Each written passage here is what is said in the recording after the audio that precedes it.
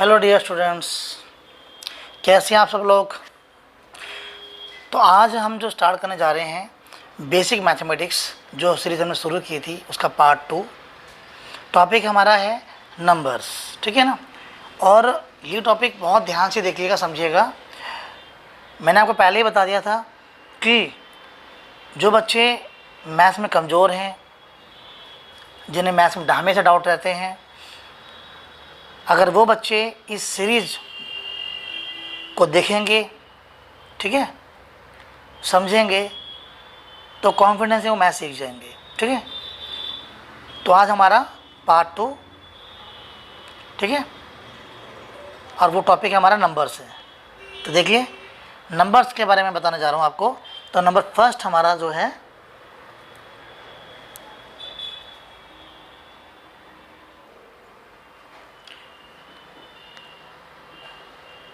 तो हमारा number first पूर्ण संख्याएं, यानी कि होल नंबर्स।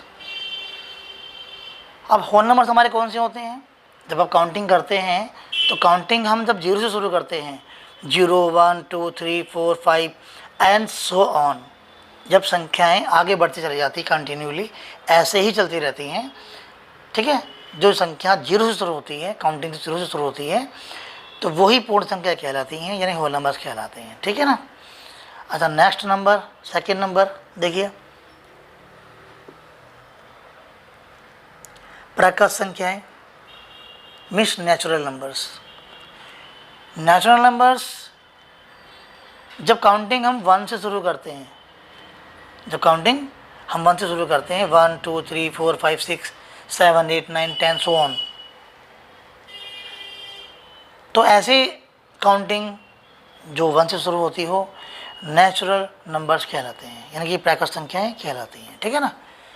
नंबर थर्ड, तो नंबर थर्ड हमारा है सम संख्याएं, यानी इवन नंबर्स। इवन नंबर्स जैसे 0, 2, 4, 6, 8, 10, 12, 14, 16, ऐसे नंबर चलते रहेंगे, ठीक है ना। अब ये तो मैंने काउंटिंग ली थी 0 से लेके 14, 12 तक, ठीक है ना।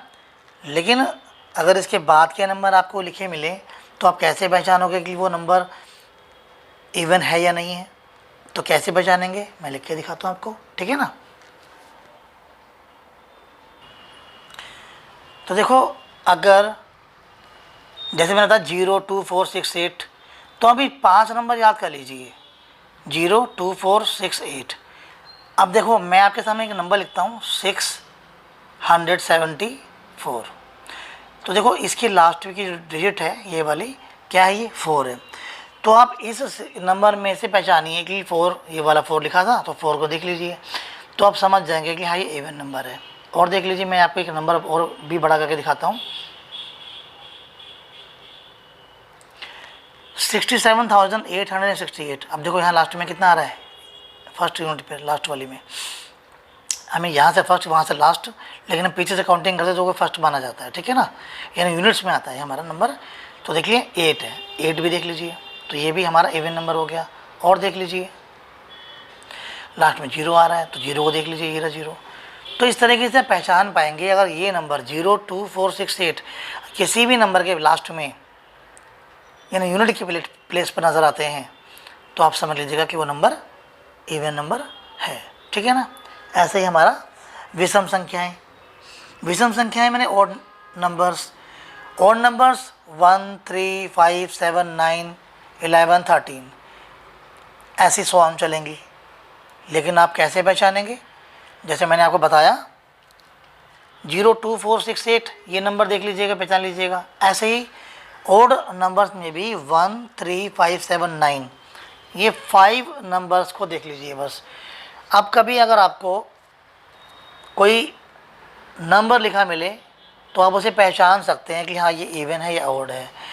देखिए, मैंने ये लिखा 7,673, ठीक है ना।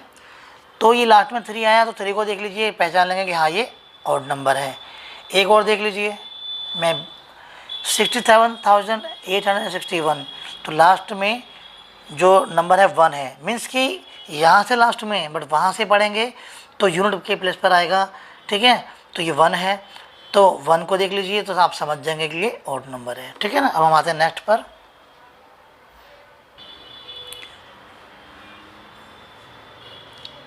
हमारा 5th नंबर आ गया पूर्णांक संख्याएं, यानी इंटीजर्स। पूर्णांक संख्या को इंटीजर्स बोलते हैं। देखिए ये जो मैंने नंबर लिखे हैं यहाँ ध्यान से देखिएगा और समझने वाली बात है ये। देखिए मैंने यहाँ लिखा है -10 और यहाँ डॉट लगाए हुए हैं बहुत सारे, मीन्स कि ना यहाँ से काउंटिंग पता नहीं कहाँ से आ रही है ऐसे करके, और यहाँ से तो रिवर्स यानी कि उल्टी काउंटिंग हो रही है, रिवर्स काउंटिंग हो रही है। जैसे मैंने लिखा सपोज ये -100 लिख दिया मैंने, फिर ये -99 हो गया होगा, फिर ऐसी काउंटिंग रिवर्स करते करते करते करते फिर -10 हो गया होगा, ठीक है ना। और ऐसे फिर -9 फिर 8, फिर ऐसे करते करते करते आप सो ऑन -1 पे आ जाएंगे। Then 0 comes, okay, 1 2 3 and forward onward, ये काउंटिंग चलती रहेगी। यानी माइनस की संख्याओं से होते हुए और पॉजिटिव नंबर्स तक निकलना, यानी जो नंबर माइनस में यानी नेगेटिव के अंदर और पॉजिटिव नंबर होते हैं तो उन्हीं को हम पूर्णांक यानी इंटीजर्स कहते हैं, ठीक है ना। ये ध्यान रखिएगा इस बात का, है ना। हम नेक्स्ट पे आते हैं। अब हमारा आता है 6th नंबर भाज्य संख्या, यानी कि फैक्टोरियल नंबर। इसको हम ना डिवाइजेबल नंबर भी बोलते हैं, ठीक है। देखिए number with more than 2 factors, इसको बहुत ध्यान से समझिएगा, ठीक है, अच्छी तरह से समझिएगा। आपके पास कोई नंबर होगा, अब उस नंबर के फैक्टर, अगर फैक्टर 2 से ज़्यादा बनते हैं, ठीक है, 2 से ज़्यादा का मतलब है उसमें 1 भी इंक्लूड होगा, 1 भी इंक्लूड होगा, 1 से ज़्यादा बनते हैं तो फिर वो नंबर आपका भाज्य संख्या यानी कि फैक्टोरियल नंबर बन जाता है। मैं आपको दिखाता हूँ करके, आप देखिए ध्यान से। सपोज मैंने 4 को ले लिया, ठीक है ना। अब आप 4 के फैक्टर बनाएंगे तो देखो 4 तो है 1 की टेबल में आता है, 1 4 द 4 हो गया। 4 2 की टेबल में भी आता है, 2 2 द 4 हो गया। 4 4 की टेबल में भी आता है, 4 1 द 4 हो जाएगा। तो इस तरीके से आपके पास 1 2 एंड 4 3 फैक्टर हो गए, मोर देन 2, है ना। तो आप इससे पहचान लेंगे कि हाँ ये नंबर जो है भाज्य संख्या है, ठीक है ना। नेक्स्ट देखिए, मैं अब यहाँ 6 लेके चलता हूँ आपके सामने, ठीक है ना। देखो 6 को देखो, 6 1 की टेबल में आ जाता है, 1 6 द 6 हो जाएगा। 2 की टेबल में भी आ जाता है, 2 3 द 6। 3 की टेबल में होता है 3 2 द 6 और एन 6 1 द 6, ठीक है। तो इस तरीके से 1, ये जो आगे का नंबर लिख रहा हूँ मैं, देखो आगे का पीछे से भी कर सकते हो आप, यहाँ से भी ये वाले भी नंबर ले सकते हो। 1 2 3 एंड 6, ये भी मोर देन 2 है। तो देखिए जिन नंबर्स के फैक्टर 2 से ज़्यादा बन जाते हैं ना, तो समझ लीजिएगा वो भाज्य संख्या यानी फैक्टोरियल नंबर होता है, ठीक है ना। अब हम आते हैं 7 नंबर पर, अभाज्य संख्याएं। ये प्राइम नंबर्स हैं, ठीक है। देखिए the number does not divide by other number except 1 and itself. देखिए वो नंबर होते हैं जो किसी से भाग नहीं होते हैं सिवाय अपने से, खुद के नंबर से और 1 से, यानी कि 2 फैक्टर, ओनली 2 फैक्टर, ठीक है। दिखाता हूँ मैं कैसे।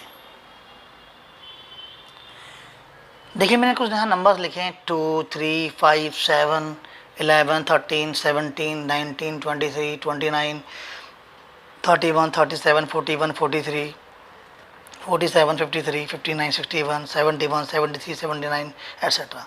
ये नंबर याद करने की बिल्कुल ज़रूरत नहीं है, ये नंबर आगे आप खुद भी ले सकते हैं। बस आपको सोचना ये है कि ये जो नंबर्स हैं ये ना किसी के पहाड़े में नहीं आते। 2 का ये 2 नंबर 2 के ही टेबल में आएगा, 3 नंबर 3 के ही टेबल में आएगा, 5 5 के टेबल में ही आएगा, 7 7 के टेबल में आएगा, 11 11 के टेबल में ही आएगा, 13 13 के ही टेबल में आएगा, 17 17 के ही टेबल में आएगा, 19 19 के ही टेबल में आएगा। मीन्स कि ये अपनी ही टेबल में आएंगे, किसी की टेबल में आएंगे नहीं, ठीक है। तो इससे आप ये पहचान लेंगे कि ये नंबर आपका प्राइम नंबर है। देखिए कैसे मैं आपको दिखाता हूँ। सपोज मैंने 2 को लिया, ठीक है, तो 2 जो है किसकी टेबल में आएगा, एक तो 1 की आएगा, 1 2 द 2 एंड 2 1 द 2। फैक्टर कितने मिले हमें, 1 एंड 2, है ना। और देखो मैं आपको 11 का दिखाता हूँ करके। 11 में आप एक तो 1 ले लीजिए, 1 के टेबल में आ जाएगा, है ना, 11 बंदा हो गया ना। एंड 11 बंदा कर लीजिए। आई मीन एक तो 11 बंदा हो गया, 11 बंदा हो गया, दो ही फैक्टर, और ऐसे ही 61 का ले लीजिए, मैं 61 का लिखा हुआ है यहाँ पर। तो ये तो 1 से 61 होगा, एक 61 से 1 होगा, ठीक है। तो आप इससे पहचान पाएंगे कि हाँ ये नंबर आपके प्राइम फैक्टर हैं। ओके, नेक्स्ट नंबर हमारा रेशनल नंबर देखिए। Number is in form of P Q when P and Q are integers and Q not equal to 0। देखिए परिमेय संख्या रेशनल नंबर कौन सी होती हैं, जो पी क्यू के रूप में होंगी। सपोज कि मैंने लिखा, यहाँ पर एक नंबर दिखाता हूँ आपको मैं, 2/7, ठीक है, ये आपका पी के फॉर्म में है, ये रेशनल नंबर आपका हो गया। और देख लीजिए 3 में मैंने 8 लिख दिया, तो ये पी के फॉर्म में है, पी ऊपर क्यू नीचे, रेशनल नंबर हो गया आपका। अगेन वो कह रहा है कि P and Q are integers तो यह ही इंटीजर्स का मतलब क्या होता है, नंबर्स होते हैं। इंटीजर्स में माइनस का नंबर हो या प्लस का नंबर हो, बस नंबर होना चाहिए तो पी क्यू है। लेकिन वो कहना ही चाहता है कि इंटीजर्स क्यू जो है, जो नीचे का जो नंबर होता है, मैं दिखा देता हूँ, ये पी है ऊपर वाला, नीचे वाला क्यू है। वो कहता है क्यू नॉट इक्वल टू 0, नीचे का नंबर क्यू नहीं, 0 नहीं होना चाहिए, जो क्यू है 0 नहीं होना चाहिए। मैं दिखाता हूँ कैसे। सपोज कि मैंने नंबर लिखा 5/0, तो किसी भी नंबर के नीचे 0 अगर आ जाता है तो वो डिफाइन नहीं होता, आई मीन्स कि वो नंबर डिवाइड नहीं होगा और वो इन्फिनेटिव नॉट डिफाइन में चला जाएगा। इसीलिए 0 के बराबर वो मना कर रहा है, क्यों 0 के बराबर नहीं होना चाहिए। और ऐसी कंडीशन में, सिचुएशन के अंदर फिर वो रेशनल नंबर नहीं बन सकता, ठीक है ना। अब नेक्स्ट पे आते हैं। अब हम आते हैं 9th नंबर, अपरिमेय संख्या, irrational number. The number is in P Q form where P and Q are integers and Q not equal to 0। जैसे कि मैंने आपको बताया रेशनल नंबर में, यहाँ भी मैंने पी क्यू फॉर्म लिखी, रूट बनाया 7, 6 और 7 लिखा, रूट बनाया 7, ठीक है। तो इरेशनल नंबर में कोई नंबर रूट्स में होगा, ठीक है ना। 15 जैसे हो गया रूट के अंदर, ठीक है, √5 हो गया। ये सब नंबर रूट में जो बाहर नहीं निकल सकते, तो ये नंबर हमारे इरेशनल नंबर्स होते हैं, ठीक है।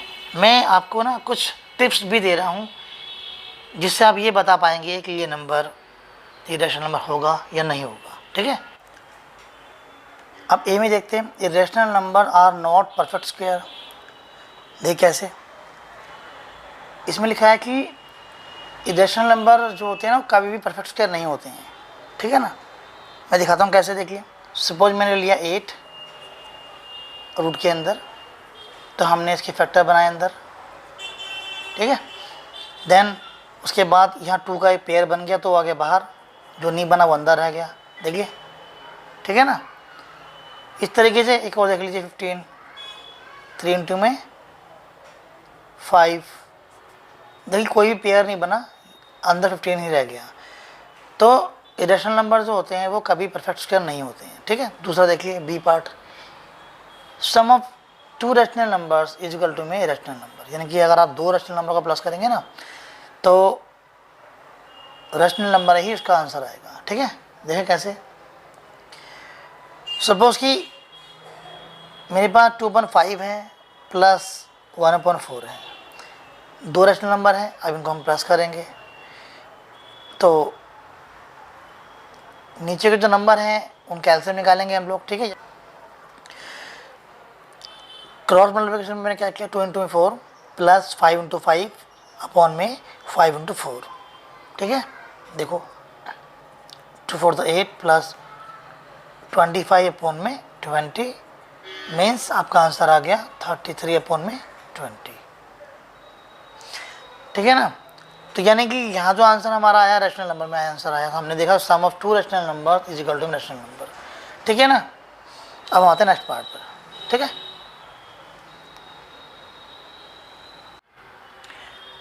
हमारा सी पॉइंट आता है, multiplication of 2 rational numbers is equal to में रैशनल नंबर। अगर आप 2 रैशनल नंबर्स को मल्टीप्लाई करते हैं तो रिजल्ट आपका रैशनल नंबर ही आएगा। देखिए मैंने 5/2 लिया था एंड 16/15 लिया था, तो 2 8 द 16 तो मैंने ये कर लिया और 5 3 द 15 हमने ये कर लिया। तो रिजल्ट हमारा आया 8/3 मीन्स कि रैशनल नंबर में हमारा आंसर आया। ठीक है, यानी कि 2 रैशनल नंबर को अगर मल्टीप्लाई करोगे आप तो रिजल्ट भी हमारा रैशनल नंबर में ही आएगा, है ना। अब हम नेक्स्ट पे आते हैं। ठीक है, तो हम डी पॉइंट पे आते हैं। ठीक है, sum of irrational number and rational number is equal to में इरेशनल नंबर। अगर आप किसी इरेशनल नंबर में रैशनल नंबर को प्लस करेंगे तो आपका जो आंसर आएगा वो इरेशनल नंबर ही होगा। देखो दिखाता हूँ कैसे। मैंने लिखा √3 प्लस 5/2। अब मैं √3 प्लस 5/2 को अगर प्लस भी करना चाहूँगा तो ये प्लस तो होगा नहीं, लेकिन फिर भी हम नीचे 1 लेकर के उसका एलसीएम निकाल के इसको हम सॉल्व कर सकते हैं।